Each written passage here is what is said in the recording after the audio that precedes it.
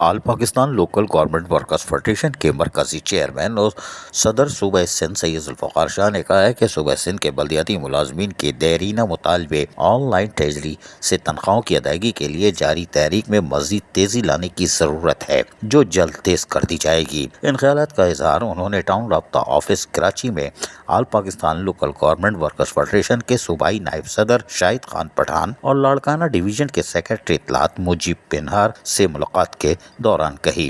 اس موقع پر انہوں نے سندھ کے دیگر اضلاع کے بلدیاتی اداروں کے ملازمین کی آئے دن تنخواہوں میں کٹوتی، تنخواہوں کی بندش، مراد میں کمی، اضافہ شدہ تنخواہوں کے خلاف عدم ادائیگی سمیت دیگر مسائل پر توجہ دلوائی۔ سید ذوالفقار شاہ نے انہیں بتایا کہ ہمارا مطالبہ صرف اور صرف ٹریجری سے تنخواہ ہے اور اس کی ادائیگی چاہتے ہیں، اس کا متبادل کوئی حل قابل قبول نہیں ہے۔ All Pakistan local government workers federation کے جو ملک کی واحد ملک گیر رجسٹرڈ فیڈریشن ہے، جو کہ ملک بھر کے بلدیاتی ملازمین اور ان کے یونینز کے نمائندہ فیڈریشن بھی ہے، اس نے نہ ماضی میں بلدیاتی ملازمین کو مایوس کیا ہے اور نہ ہی آئندہ مایوس کرے گی، اور براہ راست آن لائن ٹریجری تنخواہوں کی ادائیگی تک جدوجہد جاری رکھی جائے گی۔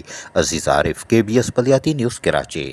ایسی ہی خوبصورت ویڈیوز فیوچر میں حاصل کرنے کے لیے ریڈ بٹن پر کلک کر کے اور بیل آئیکن کو پریس کر کے ہم سب کے سبسکرائبر بننا مت بھولیے۔